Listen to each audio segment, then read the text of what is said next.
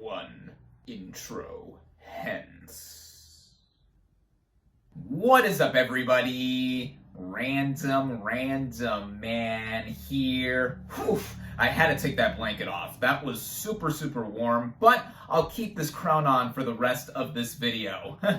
I hope everyone out there is continuing to stay safe and be well during this unpredictable time, as I am here bringing you my review for The Green Knight.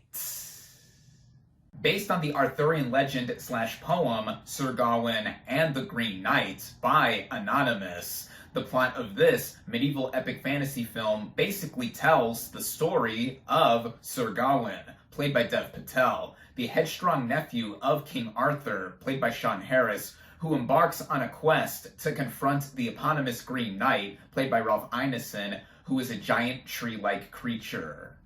Going into this movie, I was highly anticipating it. This was among my most anticipated movies of this year, knowing that we were actually going to get this movie this year after having been delayed from last year ever since we got the first teaser for it. And ever since I saw that first ounce of footage, I was just so excited to see it. I was also excited to see this movie because of the writer, producer, and director at the helm, and that is David Lowery. This is the latest film by him, and previously I've seen 3 of his feature films, such as 2016's remake of Pete's Dragon, 2017's A Ghost Story, and 2018's The Old Man and the Gun. All 3 of these films were among my favorites of their respective years. And now we have finally received The Green Knight, which I just saw last night on opening night in theaters, where it is currently only available. And I hope that this does encourage more people to go and see it, because starting out with the cast and their performances, we have Dev Patel in the lead role of Sir Gawain. Patel is an actor who I have admired and seen grow over the past decade or so. I have seen some of Patel's earlier work, such as in the teen drama series Skins, though I was formally introduced to Patel, like many, through his breakout film performance in 2008's Slumdog Millionaire, which won the Best Picture Oscar. Then afterward, he took a misstep, to put it lightly, with playing Prince Zuko in 2010's The Last Airbender, which, to be fair, he was one of the better performers in that horrible movie, but even he couldn't elevate it further than what it was in its total, just utter trash. Then he would pick up his first Oscar nomination for his role in Lion several years later, and now we have him in The Green Knight, and this film cements me in thinking that he should be in a lot more stuff like this, or just a lot more projects. Patel props up this movie literally all throughout it within his shoulders, because he's basically in almost every scene, and what he exudes across it is a lot of subtlety within his acting through his face and just his overall motions, and what he does in going through this big arc, this big journey, which is something he put himself into, but it gives us the opportunity to see Patel's range as a performer. And I think that this is probably the best film performance I have seen from him thus far. Patel is also aided by a superb supporting cast across this film, which includes the likes of Alicia Vikander, whose screen time I don't want to entirely give away to what it amounts to, but she has a very seductive allure and edge to her, and I simply love Vikander as a performer, and here she did not disappoint at all. There's also Sean Harris as King Arthur, and the uncle to Sir Gawain, and the screen time he has also gives off a specific portrayal of this character that I have not seen in all other types of media, despite King Arthur being in just about anything you can think of, whether it is on the page, screen, or whatever. And Harris is an accomplished performer, and what he does here, I think, brings a lot, even with so little. Joel Edgerton shows up as a lord who takes in Gawain at one point. Edgerton, he's also an exceptional performer, and speaking of someone who looks a lot like him. There's Barry Heughan, who also shows up as a thief in this film. He steals the two big moments that he has here, and I'm surprised that he didn't play a character related to Edgerton, because the internet has made a big deal about these two actors looking like father and son. But oh well, maybe another day. Then there's Ralph Ineson as the title Green Knight, who gives off an imposing presence whenever he is on screen. And he is not on screen for a lot, like a lot of the other supporting players I have mentioned. But when he is there, whoo, he makes an impression. And how he looks, the overall design of this title character is so intricately done, because I thought at times, is that CGI or not? And then no, this is all practical. He is wearing a really elaborate costume with a lot of makeup and prosthetics on his face. It's just so detailed, and that's part of what gave off the performance to be so effective when he is there.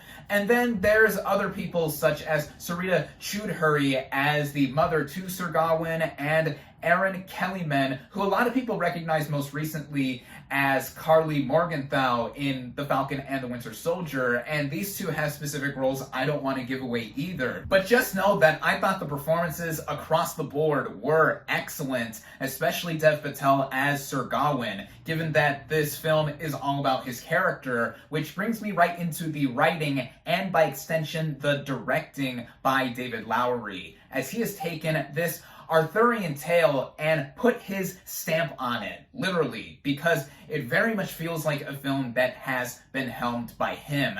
Prior to seeing this movie, I was familiar vaguely with the story of Sir Gawain and the Green Knight, but I did not know the full details of it, which is why I went into this movie without reading the full story of Sir Gawain and the Green Knight as it was originally told on paper. And with seeing this for the first time, it is something that right off the bat gives off a vibe that is very meticulous in what it is doing in its approach. It is a meditative medieval tale, and that bluntly translates to this movie being as slow as molasses. That is a huge warning right off the bat for those getting into this movie and not knowing what to entirely expect. It runs at about 2 hours and 10 minutes, and the movie takes its sweet time in a lot of moments after it does initially open. It does initially open within Christmas time with the Knights Round Table, including Sir Gawain with King Arthur, just celebrating the festivities. Then the Green Knight shows up and challenges one of them to take a strike at him,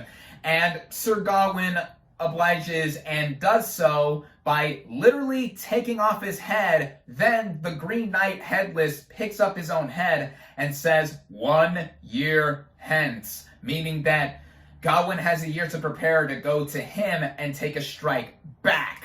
And that is all I knew going into this film, and that's basically the setup to it, and then we get into the main journey that Gawain embarks on. And as I just mentioned, this is one that takes its sweet time once the story does get going. As I had anticipated, this was an ambitious tale to tell by Lowery and company, and I also thought it was a bewitching one too for all of the craftsmanship that was on display here. This is the most gorgeous narrative feature I have seen all year thus far, and it goes with almost every technical merit you can imagine with this film. A lot of the same crew that Lowery has worked with in the past have come back to help out with this film behind the camera, such as Andrew Dros Palermo as the cinematographer, making for a lot of shots that are so striking here, and I think that a lot of them were done in camera with some VFX use here and there, but wow, just the locations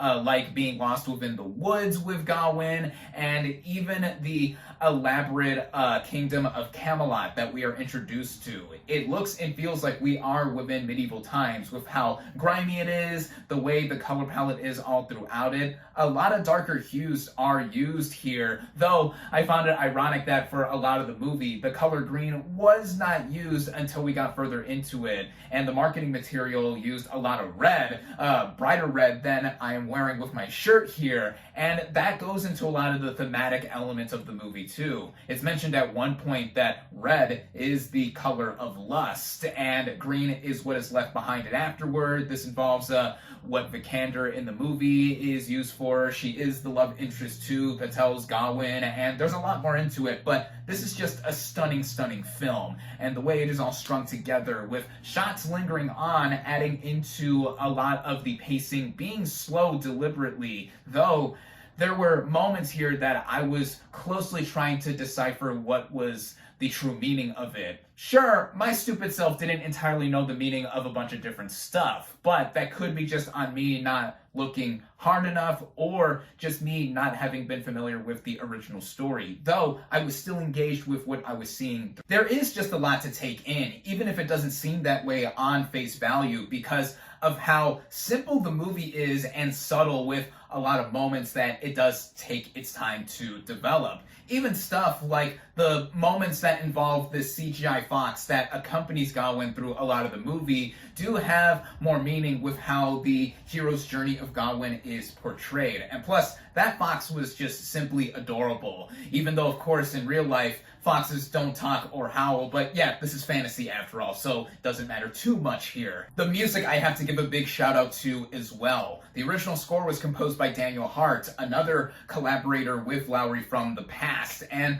the score here evokes a lot of the medieval aura and atmosphere that this film gives off all throughout it. And I even heard some modern instruments used cleverly within how a lot of the sounds reverb or just come off as within some of the more intense moments, even though there's hardly any action here, which is again why I give off a huge warning of how this movie does take its sweet time. But the music adds on to some of the more technical elements that make it a masterwork all around. I was mostly mesmerized watching this movie, and then when we got to the final act or so, with what the movie does specifically there, without giving any spoilers away, it did throw me off at first, because what it basically amounts to is an extended montage sequence that I was like, what exactly is going on here, or what is the movie trying to tell us? And then, literally at the very end, there is payoff as to what is done here. And after the film, when I got home from seeing it,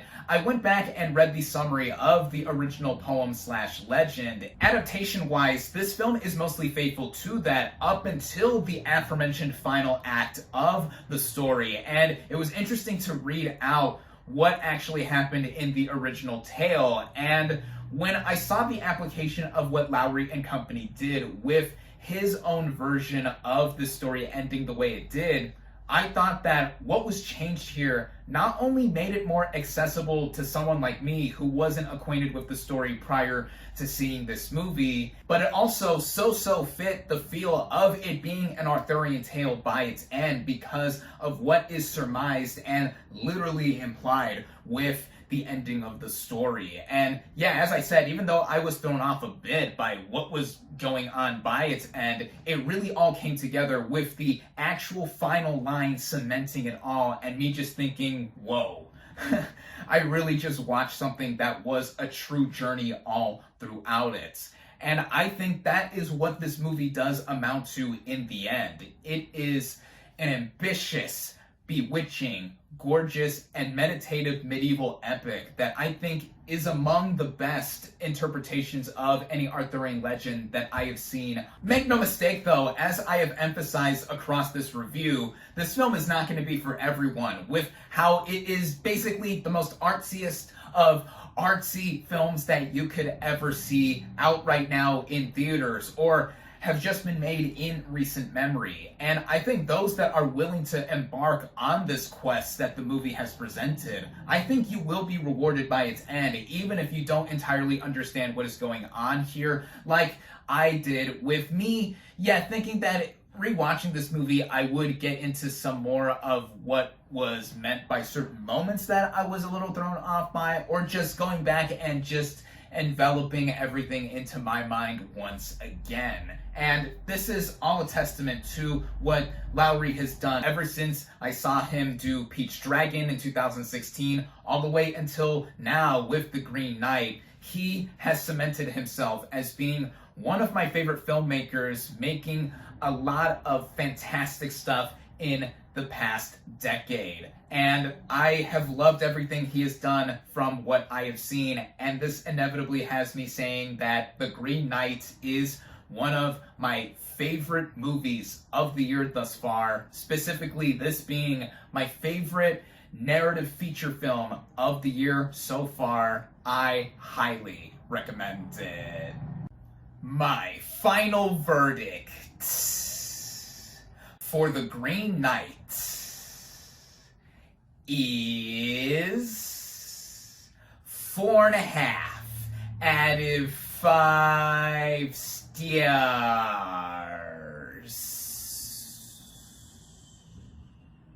Thank you all, as always, for watching. Be sure to like this video, comment on what you thought of The Green Knight, social media links in the description, subscribe to my channel for more, and I'll catch you on the next movie review.